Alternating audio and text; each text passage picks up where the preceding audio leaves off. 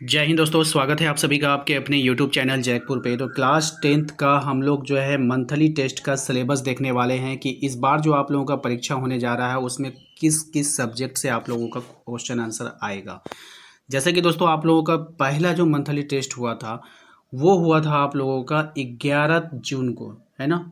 यहाँ पे देखिएगा 11 तारीख को जो भी परीक्षा आप लोगों का हुआ था और 12 तारीख को जो भी परीक्षा आप लोगों का हुआ था, वहाँ पर देखा गया था एक चीज़ आप लोगों का कि हुआ क्या था कि यहाँ पर अगर आप ध्यान से देखें तो आपका जो सिलेबस था वो एक महीना पीछे वाला आया था।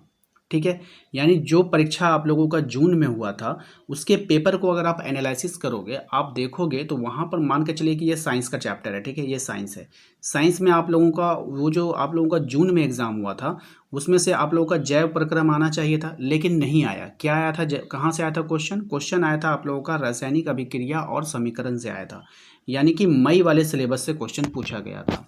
ऐसा क्यों हुआ था? क्योंकि आप लोगों का एग्ज़ाम जो है वो एक महीना डिले चल रहा था। इसलिए अब जो परीक्षा आप लोगों का ये जुलाई वाला जो परीक्षा है 7 तारीख को है, फिर 8 को है। ये 7-8 को जो जुलाई का जो परीक्षा है, तो आपको जो है ये जून वाला भी पढ़कर जाना होगा। अगर आप लोग जून वाला नहीं पढ़ोगे तो फिर आपको दिक्कत हो जाएगी। ठीक है, यानी कि आप लोगों का बैक से भी क्वेश्चन आ सकता है। अब इस बार अगर ये बैक से क्वेश्चन लेता है तो फिर ये कंफर्म हो जाता है कि आप लोगों का जो मंथली टेस्ट का सिलेबस है वो एक महीना पीछे चलेगा। बात समझ में आई?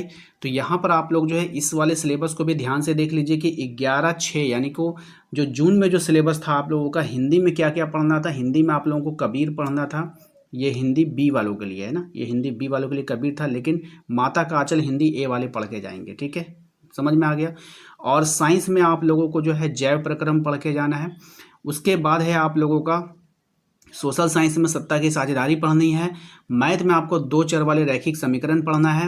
इंग्लिश में आप लोगों को Nelson Mandela long walk to freedom a triumph of surgery इसको पढ़ना है। संस्कृत में आप लोग इस पार्ट को कर लीजिएगा। बाकी का यहाँ पे कोई भी सब्जेक्ट मेंशन नहीं किया गया है। तो आप लोगों को जून वाले सिलेबस को भी कवर करके रखना है। हो सकता है कि यहाँ से क्वेश्चन बने। अगर इस बार यहाँ से क्वेश्चन बनता है तो फिर ये कन्फर्म हो जाएगा कि आप लोगों का हर महीना जो है क्वेश्चन एक महीना पीछे से आएगा।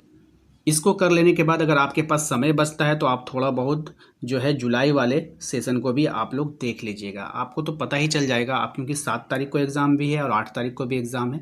अगर वहाँ से क्वेश्चन आता है पिछले एक महीना से तो आपको टोटल वहीं से तैयारी करना है।